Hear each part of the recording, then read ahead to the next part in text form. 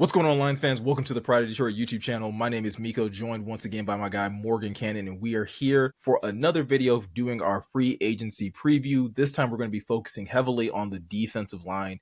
But if this is your first time ever checking out the Pride of Detroit YouTube channel, I highly recommend that you guys hit that subscribe button, hit that notification bell. That's going to make it so much easier for you to find our content in the future. But with that said, Morgan, today we are talking D-line. But before we start talking about some of the available players that the Lions could be considering, we do have some breaking news today. The Lions have decided to re-sign defensive end Marcus Davenport to a one-year deal that's worth up to about $4.75 million. We don't know the exact details just yet, but that's at least what the contract is at least being reported to be valued at. Before we jump into anything else, what are your initial thoughts of the Lions deciding to bring back Marcus Davenport for another year? I would say it's like a low risk, medium to high reward move. You know what I mean? Because there's no questioning what Davenport brings to the table when he's healthy, right? Like that's why so many teams are like, well, we could try signing him, like the Lions were, they're trying number 2 here.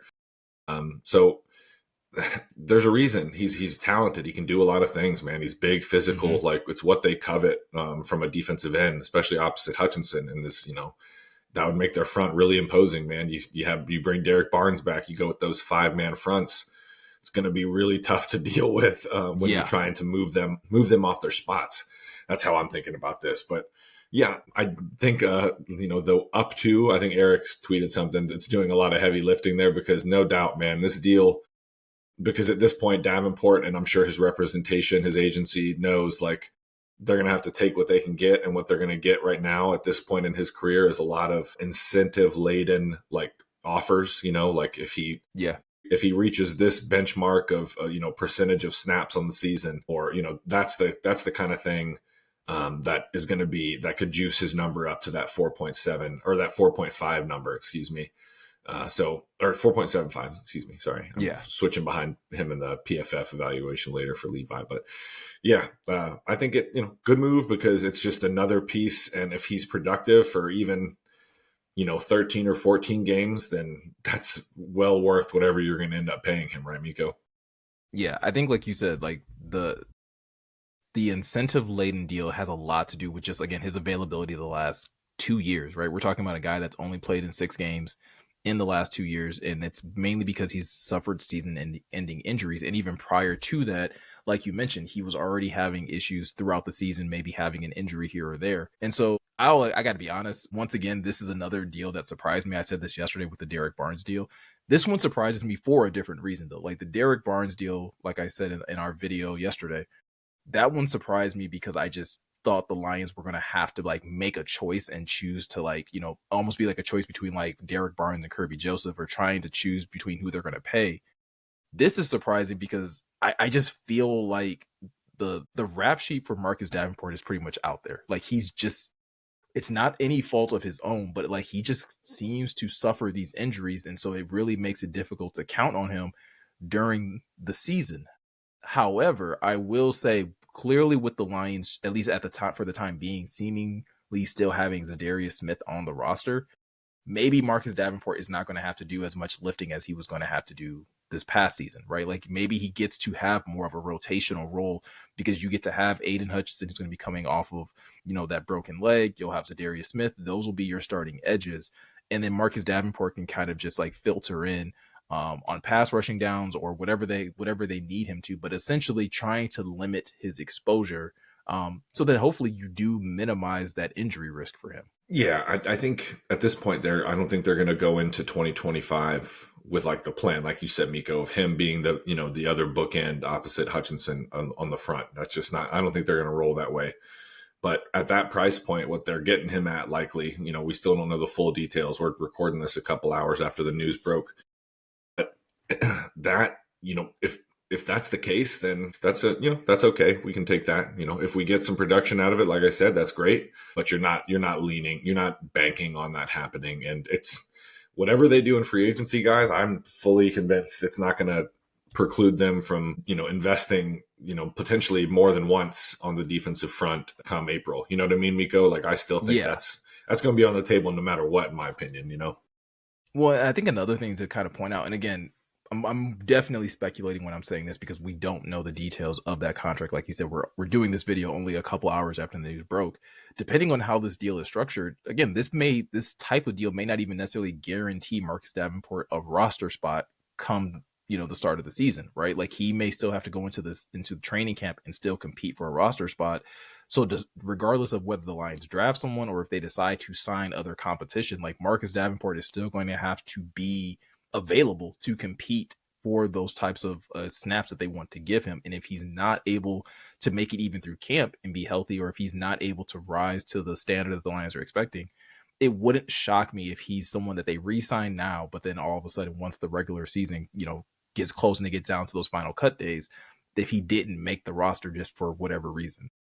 Yeah, I mean, say he gets banged up and misses time in camp, that could be something that works against him. So yeah, it's happened before for sure. And like until we see the details, we won't really know. But either way, it's a small investment. I know people are gonna be like, "Oh, he's never healthy," but again, guys, it's the talent's there. Like what he put on tape up until the time he did get hurt. Like I was like, okay, I get it. I get why. Mm-hmm. I get why coaches, fall for this guy or evaluators and fans, because he's physical. And I think that's part of the reason he does get banged up like he does because he plays a physical brand of football, man. I don't know who was Yeah. talking about it last year, but he just tries to run through your face. That's as an offensive lineman going against Davenport, you're like, all right, man, I better get ready to anchor and for this guy to try to run through my face, 40 to 50 times today. Yeah. And I think we'll talk about it later in the video too. Like when you talk about some fans may be upset because they're like, oh, you're giving up to 4.75 million to this guy who's always hurt. This free agency class, guys, is not laid out the way that I think people think, or at least the Lions aren't going to approach it the way people think they are. So we'll definitely address that later in the video as well. But switching gears from Marcus Davenport, with the Lions choosing to, again, these last couple days, they've prioritized, like they've always said, Morgan, they've prioritized re-signing their own guys, right? They re-signed 3 linebackers yesterday in Derek Barnes, Anthony Pittman, and Zeke Turner. Today they re-signed Marcus Davenport. When you look at the rest of this defensive line and the free agents that they have available, does anyone else kind of stand out as a candidate to probably be likely to be re-signed before we even get to free agency next week, or even once free agency starts? I hope they're going to do I know they're going to do their due diligence, right, with Levi, just because that's how Brad Holmes operates and that's how that front office operates. But man, it'd be nice to bring, once you really look at this free agency class, it'd be really nice to bring Levi back and then add maybe another guy who can play the 3 tech and the 5 tech, kick out to big end at 28, because then now all of a sudden, okay, you're actually deep, and you get Mekhi Wingo back. And, maybe you bring back Al-Quadin Muhammad and he plays 15 snaps a game like we talked about. And all of a sudden you got a deep unit. So I'd like them to at least, so take this with a grain of salt, but Spot Track had Levi evaluated at a 4.5 annually. So, that's not backbreaking money. However, they did just pay, like we talked about, they paid Derek Barnes, bringing back Davenport. I do think they're working things out with Hutchinson, although that's going to take a while. That's going to be a big old deal. Yeah, that's a big deal. And I don't think that's a deal that's worth rushing either. No. I think that needs to be thrown out there. If Hutch isn't signed by the start of the season, I don't think anybody should be freaking out. No, because look what they did with the Liam and Montgomery this year. You know what I mean? Yeah. They both got their extensions. And yeah, talk about somebody coming back. I can't wait to have Liam McNeil playing football again. But under contract for interior defensive linemen, you have Aleem, like we just talked about, DJ Reader, Broderick Martin, Mekhi Wingo, and Chris Smith. So not a bad unit there. It's going to be a very pivotal year for Broderick Martin. But yeah, there's some high end free agents that we talked about, Miko. Like Milton Williams is going to be a free agent from Philadelphia, 26 years old. Likely out of the price range for the Lions, but because I think he's going to cost some money. He just put a lot of good tape out there in Philly. And then, you have Josh Sweat going to be a free agent. So it's just really not that. There's a couple of veterans, right, Miko, like Matt Judon, some underwhelming time spent in Atlanta, Tank Lawrence, but he's coming off the Liz Frank injury, and that's always tricky for big guys. Khalil Mack would be fun. That, I think that'd be a cool rotational piece. What do you think about Khalil Mack? Khalil Mack would be a nice pick, but I think, again, you're talking about Khalil Mack to me is the combination of big name vet, but also he's still going to come with a price tag, right? Khalil Mack isn't signing anywhere under 10 million a year, in my opinion. Like, I don't think that's very likely. So And I think that's a little going rich, back to to be what you're honest. Right? right. Yeah. And so that's why I say, like, going back to what you were saying about, like, the Lions probably should prioritize bringing back Levi, because even if it is a little bit more than that 4.5 mil, like, you're still getting somebody that, again, is homegrown. So what you initially evaluated Levi at, and looking at his 2024 season where he played 16 games, was, healthier than he's been in a long time. And even the games that he missed, it at least wasn't due to, like, his back injury. So he was at least able to go through the season, not have any type of setbacks with his back. And I at least felt like when that D line was healthy, you were seeing Levi at his absolute best, and being able to create pressures, being able to at least be able to create havoc in the backfield. I mean, he was still second on the team in pressures, even after, like, obviously Hutch set a ridiculous pace, but even after Hutch was gone, Levi basically kept the team alive in terms of quarterback pressure. So when you talk about, again, going out there into the free agency market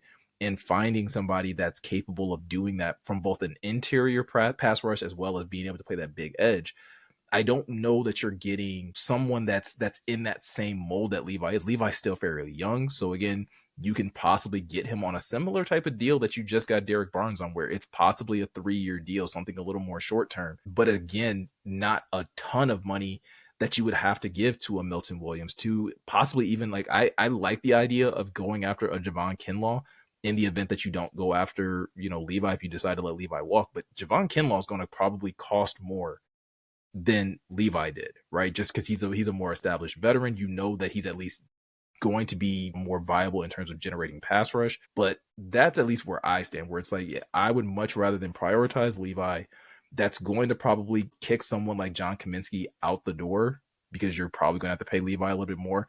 And I'm with you on keeping Al-Qadim Muhammad. I thought Al-Qadim Muhammad showed some nice flashes last year, so at least it's a nice depth piece that you're not going to have to allocate a lot of money to keep him on the roster.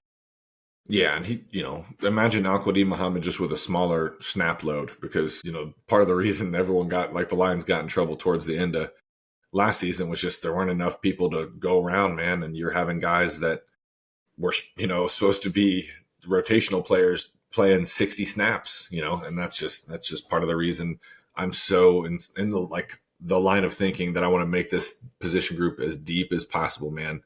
Legit, Yeah. like 8 to 9 guys that can go, you can rotate through. I know 97 won't come off the field a ton, neither will 54 when he gets healthy, but Mm-hmm. I would love to just be able to keep guys fresh, and because that's how you do it, man. Do that, and I think everything flows from there for the Lions defensively. It all starts up front, like it does for most units.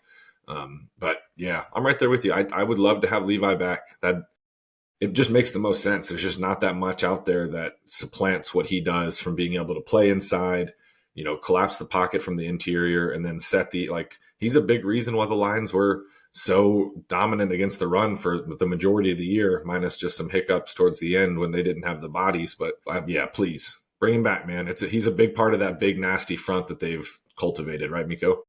Yeah, and like I said, it's so much with Levi when it comes down to his age, his size, his versatility.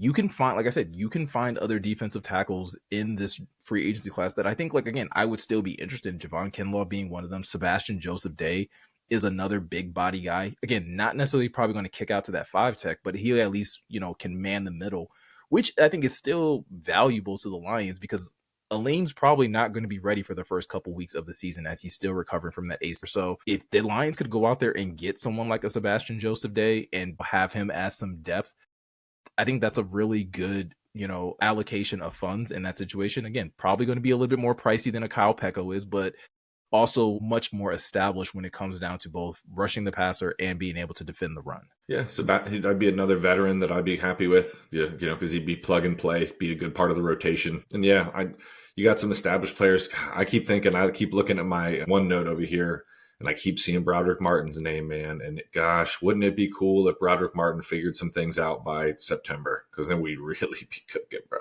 But that's another reason why, like, I'm not necessarily opposed to the Lions going out and bringing in competition, right? Like, a For Sebastian sure. Joseph Day is someone that's going to push a Broderick Martin. So again, it in some ways, I get that some fans would look at that as a failure on Brad Holmes' part, like, oh, you traded up for Broderick Martin. He's never actually ever established anything. But if you continue to push and provide competition at that spot for him, like, it's up to him to develop as a player. And so again, I would much rather Brad Holmes bring in competition at that position rather than him just like stay true to Broderick Martin, be like, oh no, he's going to figure it out, and then you don't have any type of backup plan if he doesn't figure it out the way that you want him to. So going out and getting a Sebastian Joseph Day, going out and looking at some of these other edge rushers, which again, I don't think the Lions need to go out and sign a ton of them. I think maybe another one or two could be solid. Just so that again, like you were saying, you have those 8 to 9 guys that you can kind of rotate, and again, hopefully protect yourself from the risk of injury that you had to deal with this past season. Yep. All about that depth, man. Like we've been talking about this whole time. And yeah, I don't think it's very much, it's not like the Lions in this regime to just give a player, like an easy path. They're always going to, add talent and, see what happens. They see what shakes out and, who makes their way. Like it's going to be a big camp for Broderick Martin. It'll be a big one for Inish Rakestraw. There's going to be some battles. You know what I mean? Like I think they're going to give Rakestraw, I know that's a completely different position group, but similar. They're going to give him a path and be like, yeah, you can start. We'll see. You got to prove it though. And I think it goes back to what we were saying about Marcus Davenport. Like I expect the same thing for Marcus Davenport, whether it's from them drafting someone or if it's from them signing someone. There's a couple edges in this class. Like it's this free agency class is really interesting, Morgan, in the sense that like there's the guys that are going to get paid. So those guys, like, you don't even bother talking about in relation to the Lions, right? And that's the Josh Sweats, that's the Milton Williams, like those kind of guys. Don't even bother talking about them because like they're just going to be out of the Lions price range. The Joey Bosa's, the Khalil Macks, I think they're going to be out of the Lions price range. Then you have like the old guard, the old vets, the Calais Campbells, the Matt Judons, guys that like have had production at points in their career, but is it what the Lions need right now? You already have a Zadarius Smith that's already, in his 30s. He's kind of that veteran pass rusher for you. And then there's a bunch of guys that's like, but it's a matter of do their teams keep them? Do they get paid elsewhere? And that's like the Chauncey Golstons. That's the Pat Jones. Even Chase Young at this point is still like a name that gets floated out there of like, could you sign him? Like, I still would love it if the Lions did. He had a really good productive year, 7 sacks off of 66 pressures. But he's also someone that's a name that's still young that somebody may still be willing to pay just to have him on their roster. Yeah, I think Chase Young has worked through some of the issues that plagued him earlier in his career. That he still pops up here and there, but as long as you're not asking him to set 20, 30 edges a game, I think and you're just asking him to rush the passer. I'm not opposed to taking a flyer, bring him in for camp at least, because the talent is obviously there. Even if, he didn't really pan out from what everyone thought he was going to be coming out of Ohio State. I really liked him at the time. I'm not going to lie. So I still like him as a prospect. And I still don't think, like, to your point, if you're talking about a guy that you're not expecting to come in to play 80 to 70% of the snaps, but you're probably expecting somewhere around 50 to 40, like, again, a rotational guy, the same thing that Marcus Davenport would essentially be doing. Again, why not invite that competition with a younger, fresher body that doesn't have the injury concerns and just see how it plays out in camp? And maybe it makes it difficult on you in another position group because you're like, hey, we want to keep both guys because both guys are playing well. You can never, like, what's the saying, Morgan? You can never have enough pass rushers. So whether it's through free agency or like you and I have also said on this video, like prioritizing that position in the draft is still a strong possibility for the Lions. Class is just so good. If you look anywhere, any of the composite like rankings, like there's a lot of guys, interior, defensive line, and edge, ranked in the top like 40-ish. So the Lions will have their pick of, some pretty good talent, and whether that's interior, edge, who knows, but you guys know how Brad Holmes is going to operate, man. I guess we can leave it at that. He's going to plug all of the perceived holes on his roster. So he doesn't feel handcuffed or any kind of way when it comes to draft night, because he wants to be able to take who he and his staff deem are going to be most helpful to the team, not who, we need this position right now, so we're going to take this guy. That's how you get yourself in trouble. So absolutely, that's the way they're going to roll here in a couple of days, man, with free agency. They're going to plug all these up like y'all know how they do, and we'll go from there. Going to be a good week. I'm excited. Yeah, free agency is going to be exciting to see that kickoff, but let us know what you guys think in the comment section below. Let us know your thoughts on the Marcus Davenport signing. Are you excited about it? Are you a little disappointed? Let us know how you're feeling in that regard. Also, let us know what you guys think about the Lions potentially prioritizing Levi as one of their interior defensive linemen to bring back on this roster. Do you think that's the direction they should go, or do you think that money should be allocated elsewhere?